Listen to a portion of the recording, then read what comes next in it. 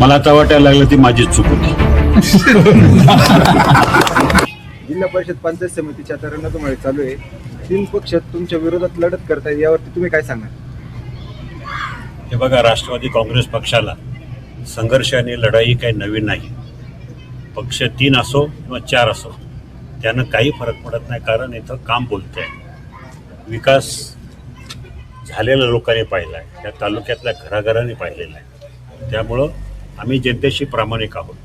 प्रत्येक वेळेला काहीतरी नवीन टूम काढायची, लोकांना भावनिकतेच्या आहारी न्यायचं आणि मतं मिळवायची, हा आमचा धंदा नाही. आमचं जे काय आहे ते स्पष्टपणे कामावर बोल, विकासावर बोल, हाच आमचा मार्ग राहिलेला आहे. मागच्या टर्मला तुम्ही देवीदास दरेकरजींचा प्रचार केला, त्याच्यावर तुम्ही काय सांगणार? मला आता वाटायला लागलं ती माझीच चूक होती.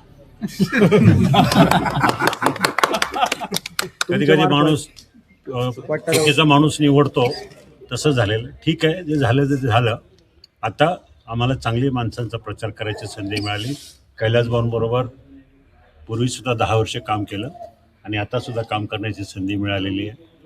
जिल्हा परिषदेचे उमेदवार माझी पुतणी आहे, आढळराव तिचं माहेर आहे, तिला मी जवळून ओळखतो आहे आणि तिनं नारोडी गावचं सरपंच पद यशस्वीपणे सांभाळलेलं आहे. आणि मला खात्री आहे हे दोघंही आणि आमचे पेठ गणातले संजय पवळे हे तिघही चांगल्या पद्धतीनं काम करतील आणि कामामध्ये कुठेही कमी पडणार नाही, लोकांच्या अडीअडचणीला धावून जातील अशी अपेक्षा आहे.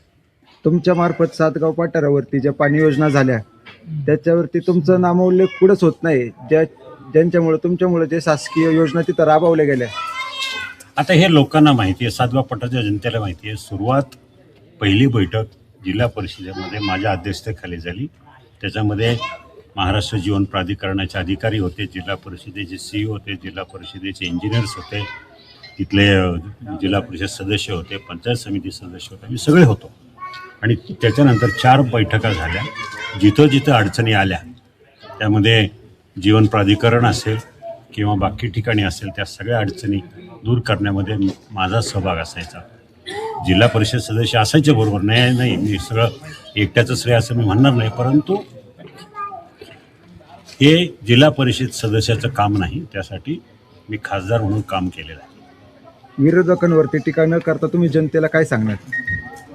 जनतेला सांगायची गरज नाही, आंबेगाव तालुक्यातली जनता सुज्ञ आहे. त्यांना माहिती आहे की आपल्या अडचणीला धावून जाणारा कोण आहे, विकास कामं करणारा कोण आहे. आंबेगाव तालुक्यामध्ये गेल्या 5 वर्षामध्ये, 10 वर्षामध्ये, 15 वर्षामध्ये जेवढी कामं झाली तेवढी महाराष्ट्रातल्या कुठल्याही विधानसभेमध्ये झालेली नाही, हे मी तुम्हाला शपथपूर्वक सिद्ध करून दाखवेन. धन्यवाद.